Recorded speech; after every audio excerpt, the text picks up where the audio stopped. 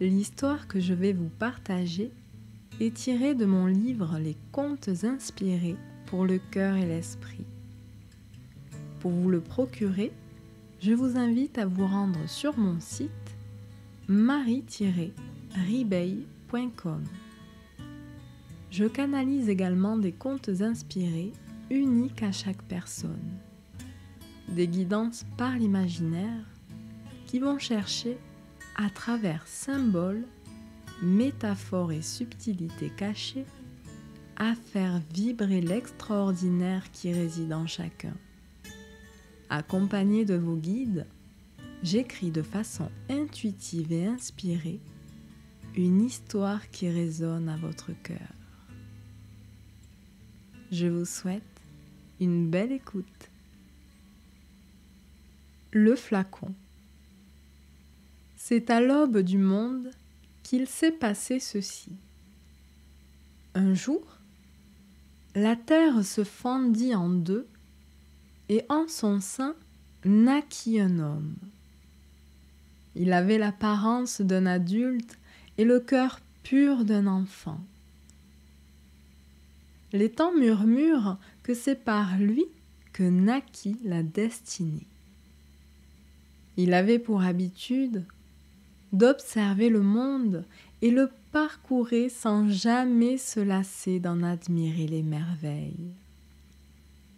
Il passait des heures durant à regarder un papillon, à détailler chaque fleur ou à écouter un oiseau chanter. Il vivait l'instant présent sans se soucier des lendemains. La terre, sa mère, veillant à ce qu'il ne manque de rien. Et le ciel, son père, prenant garde à ce que jamais il ne perde son chemin. Mais après bien des kilomètres parcourus, le jeune homme s'aperçut qu'en son cœur, quelque chose manquait. Il découvrit, pour la première fois, la tristesse et l'ennui, et comprit bien vite que son bonheur souffrait de ne pas être partagé. Il demanda alors à l'univers de rompre sa solitude par l'enfantement d'une autre créature de chair et de sang. Et c'est ainsi que du ventre de la mer naquit une femme. Main dans la main, ils partirent pour un long voyage. Le jeune homme ne souffrit plus jamais de solitude. Ses sourires recevaient réponse, ses paroles aussi. Il s'extasiait des merveilles de ce monde et chacun était le témoin du bonheur de l'autre. Mais voilà qu'un jour, la jeune femme tomba. Se cassant la cheville, la plaie s'infecta. Devant la faiblesse de son ami, le jeune homme pria la terre et le ciel de lui venir en aide. Mais la femme étant de chair et de sang, il n'avait à leur portée aucun moyen de panser sa blessure. Ses parents lui expliquèrent alors que pour survivre, elle devait abandonner son enveloppe charnelle et revenir à l'océan qui l'avait enfantée. Le cœur serré et les yeux mouillés, ils se dirent adieu sur la plage, jusqu'à ce qu'enfin, l'océan reprenne son enfant. Ce n'est qu'en allant sur la grève que le jeune homme entendait l'esprit de la jeune femme lui murmurer son nom. Elle était la douce odeur de l'iode et le mystère des embruns. Elle l'encourageait à reprendre la route, mais lui souffrait de devoir partir sans elle. Loin dans les terres, il ne pourrait l'emmener. C'est alors que lui vint une idée. Le jeune homme apporta un flacon et le remplit de l'eau du grand océan. Dans le précieux liquide survivait l'esprit de la jeune femme. Ils pourraient ainsi continuer à parcourir le monde ensemble comme autrefois. Les premiers jours, ils s'aventurèrent dans les grandes forêts au sud et continuèrent jusqu'aux montagnes qui les surplombent. Leur périple était fait de tant de richesses qu'ils remerciaient sans cesse que la vie leur soit accordée.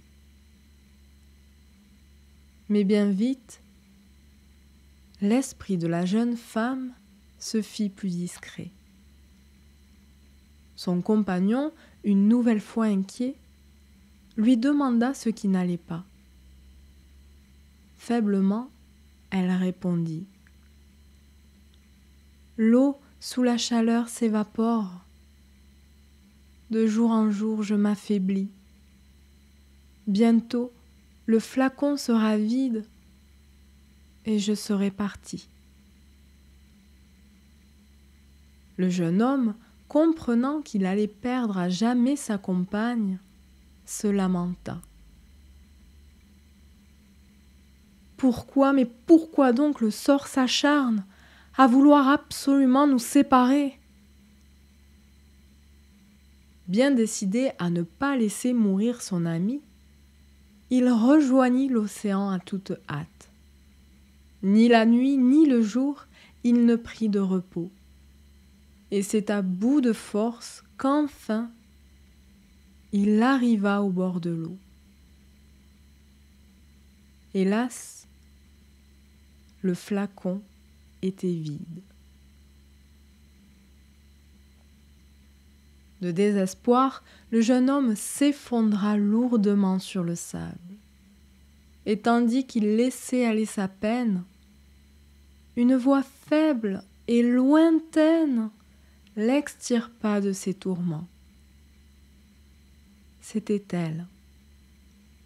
Au fond du flacon restait une seule et minuscule goutte. Un brin d'âme que la jeune femme s'essayait à garder ici-bas. Encore une fois, sa bien-aimée l'encourageait à reprendre la route. C'était ainsi.